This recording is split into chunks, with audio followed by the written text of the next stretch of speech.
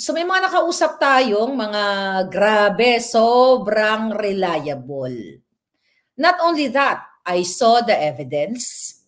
I may say now, I saw the evidence. Kuting, kaya ba kayo nagsapakan, nagbatuhan?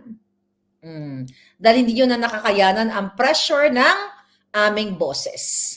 Takot sila sa Jericho March, sabi ni Elker. Mga kababayan, sabi ko nga dun sa kausap ko kanina na may hawak na, my God, you cannot believe it. The pulboronic issue is real.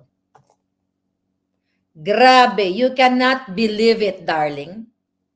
Pero, sabi ko nga doon, kung napagtiisan ko since August of 2022 na nilabanan ang jutang jinining kuting na gobyerno, then, ilang buwan na lang ba? Kung anong gusto nila, nang may hawak nitong pulboronic na ito, evidence, maluloka kayo.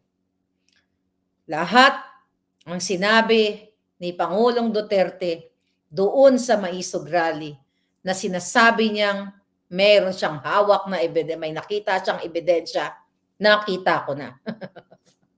Kuting, ang kapal ng mukha mo. Kung ako sa'yo, bago ka karayin, ay nako, lumisan ka na kung ayaw mo mapahiya sa taong bayan. Dahil the moment na inilabas itong ebidensya laban sa'yo, ang kapal ng mukha mo na mananatili ka pa sa pwesto. Right? Sabi ni Ronnie, wag mo na ilabas ang pulboronic evidence, sayaan mo na muna. Well, sabi ko nga sa inyo, darating ang tamang panahon. And now, dun sa mga in-expose ko sa inyo, since 2022, alam ko naman, alam ko may, you know that already. Pero nadagdagan yung ebidensyang nakita natin. Na itong si Marcos Jr. ay talagang bangag na bangag at hanggang ngayon ay patuloy ang kanyang sesyon. Diba? Baka mababadaan kayo sa BGC. O, diba? Diyan nakatara si Sandro, yung kanyang Junakis. O, baka mapadaan kayo dyan at makita nyo yung kanilang mga sesyon-sesyon. Dahil dyan din nagsisesyon si Kuting. Dati pa. But now, syempre mas masarap sa Malacanang, di ba? Gising nga ng madaling araw si Kuting, sabi niya silang magkakaibigan. 2:00 ng madaling araw, minulto daw sila. 2:00 ng madaling araw. Kaya ang sabi ko, 2:00 ng madaling araw, ba't ka gising dun sa sulok ng maidilim? Ibig sabihin, nagpupulburon ka. Or ano ginagawa mo? Alam nga naman, nag-orgy sila. Nabili na nila ang building sa BGC, sabi ni Trollbuster. Oh, wow.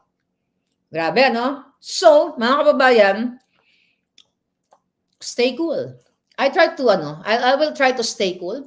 So, dun sa mga ginigipit, kayo dyan, Pastor Kiboloy, Arnie Teves, na ngayon lumalaban ka dyan sa iyong asylum, dyan sa Timor-Leste, General Macanas, okay, the General's View, lahat ng ginigipit, Attorney Vic, Rodriguez, well, wala naman kasi Attorney Glenn Chong, na mamaya makakapiling natin, lahat ng mga ginigipit, kayo mga OFW, konting kembot na lang tayo. Yes, 100% malinaw pa sa sikat ng araw ang pulboronic evidence na pertotohanan na si Kuting. Kaya magpiesta na kayo, magpalitsyon na kayo. Mag-party na kayo. Grabe, syokot ako. Sino na syokot? Sabi ni Super Gana, syokot ka. Okay? Si Sindicado, I can't send sticker. General Bantag, konting kembot na lang yan. Imagine ninyo. Talagang dapat nawakasan ito. Si Pulboronic Kuting. Nakakahiya sa buong mundo maliban sa isyu nila sa pagnanakaw sa kaban ng bayan. Imagine nyo, only in the Philippines na meron tayong pulboronic bangag na presidente na addictus benedictus sa pinagbabawal na pulburon. Kaya naman, no wonder ang PIDEA chief na si Lazo ay pinagtatanggal ang mga matitino. At gusto niyang alagaan yung mga sangkot sa pulburon.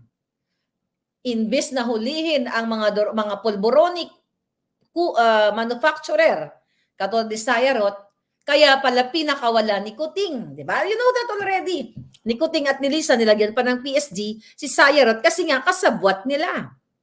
And you will see the evidence in due time, in right time, mga palangga. Kaya pala si Lazo, not si Lazo, si PNP Chief Anacorda, ganun sila. Kaya palang inupo ni Kuting talaga, magtataka, ang mga inupo niya, mga bangag. Confirmed na si Kuting ay isang bangag. Hindi ka na makakatakas, bakla. Kuting, kahit magbatuhan kayo, kahit magsakalan kayo ni Lisa Smugs, hindi ka na makakatakas.